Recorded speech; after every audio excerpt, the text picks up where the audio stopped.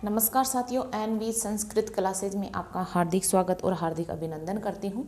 तो आज हम बात करेंगे कि रेट मेंस एग्जाम में 130 प्लस लाने की रणनीति क्या है, इसके टिप्स क्या है और इसके ट्रिक्स क्या है, वो आपको सभी फॉलो करने हैं। अगर आप उनको फॉलो करोगे तो पक्का आप 130 प्लस नहीं, आप 135 और 140 प्लस के बीच में आप अपना स्कोर ला सकते हो। लेकिन आपको कौन से टिप्स और कौन से ट्रिक्स यूज में करने हैं, वो ट्रिक्स और वो टिप्स मैं आज बताने वाली हूँ। तो आप मेरे साथ लगातार जुड़े रहिए। मैं आपको ऐसी ट्रिक्स बताऊँगी कि आप टॉप रैंक पे आओगे, है ना। लेकिन आपको मैं जो रूल्स बताऊँ उनको आपको फॉलो करना है। सबसे पहले आपको अपने सिलेबस का एनालिसिस करना है बहुत अच्छे से कि रेट मेंस का सिलेबस क्या है ना। पहला टॉपिक कि आपका सिलेबस क्या है, इसका आपको पूरा एनालिसिस करना है, इसको अच्छे से समझना है। हर टॉपिक को समझना है और अपने माइंड में इसको इस तरह बिठाना है कि हाँ, ये मेरे रेट मेंस के सिलेबस का एक टॉपिक है। जहाँ भी आप न्यूज़पेपर पढ़ो या फिर और कोई मैगजीन पढ़ो, तो वहाँ अगर आपको इससे संबंधित कोई क्वेश्चंस मिले करंट से संबंधित, तो आप वहीं पे कॉपी में नोट कर लो। पहला नियम। दूसरा है आपको ऑथेंटिक बुक्स, यानी आपके पास बुक्स होनी चाहिए, वो आपके पास बिल्कुल ऑथेंटिक होनी चाहिए। ये नहीं कि आप बिल्कुल ऐसे रद्दी किताबों से आप पढ़ रहे हो। आपके पास ऑथेंटिक बुक होनी चाहिए। एक NCERT की बुक, वहाँ से भी क्वेश्चन ऐसे के ऐसे आते हैं, तो वो आपके अगर सिलेबस में जो भी टॉपिक है तो आप वो बुक से पढ़ सकते हो, है ना। बहुत इजीली है कि यहाँ से क्वेश्चन ऐसे के ऐसे छपते हैं NCERT की बुक से, क्योंकि रीट इसको ही आधार बनाता है। ठीक है। फिर आपका मतलब कि रेगुलरिटी है ना। रेगुलर रहना बहुत ज़रूरी है।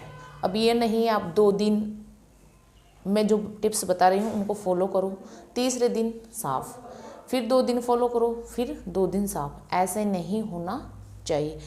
आपको बिल्कुल अपनी पढ़ाई में बिल्कुल रेगुलरिटी लानी है। आप लगातार रहोगे तो ही आप कुछ कर पाओगे, आपको कुछ सफलता मिल पाएगी, वरना आपका पढ़ा हुआ ना पढ़ा हुआ के समान है।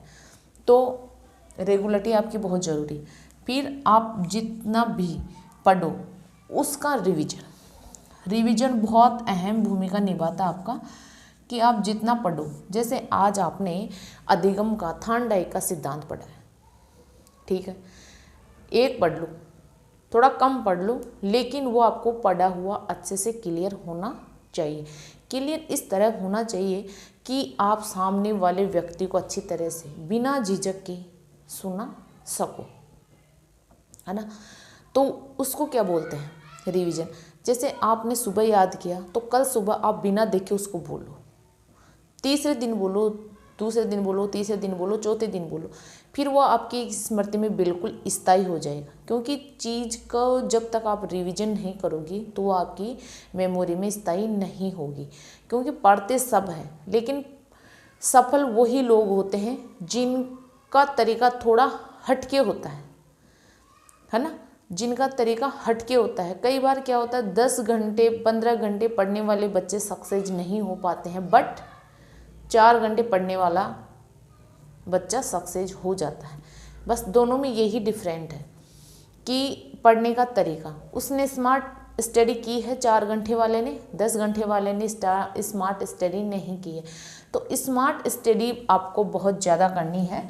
स्मार्ट स्टडी आपकी इसमें होनी चाहिए कि स्मार्ट स्टडी, जब तक आप स्मार्ट स्टडी नहीं करते हो तो आप अपने लक्ष्य को नहीं पा सकते हो।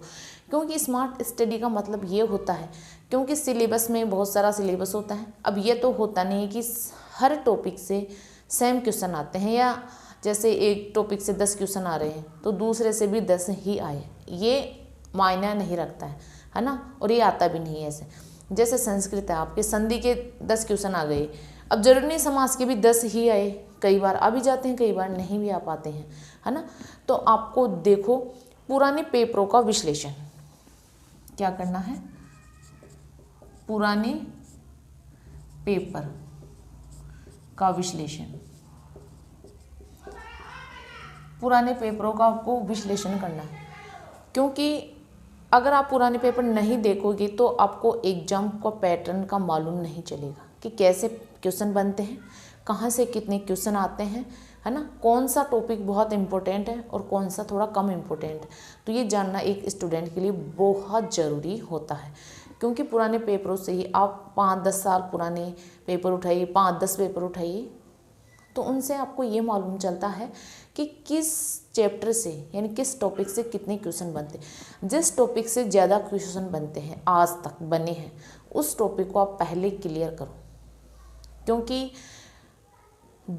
आप उस टॉपिक को अगर नज़रअंदाज कर देते हो और जिस टॉपिक से कम क्वेश्चन बनते हैं उसको अच्छे से क्लियर कर लेते हो तो आपका बहुत नुकसान होता है ना। तो जिस टॉपिक से बहुत ज़्यादा क्वेश्चन बने हैं, आज तक 5-10 पेपरों में आपने एनालिसिस किया तो आपको यही पता चला कि हाँ इस टॉपिक से बहुत ज़्यादा क्वेश्चन बनते हैं और हर बार बनते हैं, तो उस टॉपिक को आप बिल्कुल क्लियर कर लो, है ना। शॉर्ट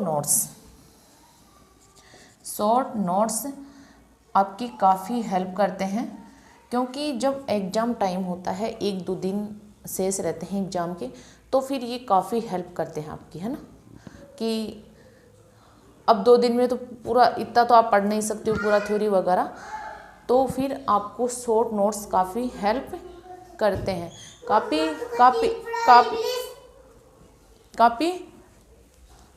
हेल्प करते हैं शॉर्ट नोट्स, है ना। तो शॉर्ट नोट्स आपके पास होने चाहिए, स्मार्ट स्टडी आपको करनी चाहिए, है ना, तब ही आप सफल हो सकते हो। पुराने पेपरों का विश्लेषण आपको ज़्यादा से ज़्यादा करना है।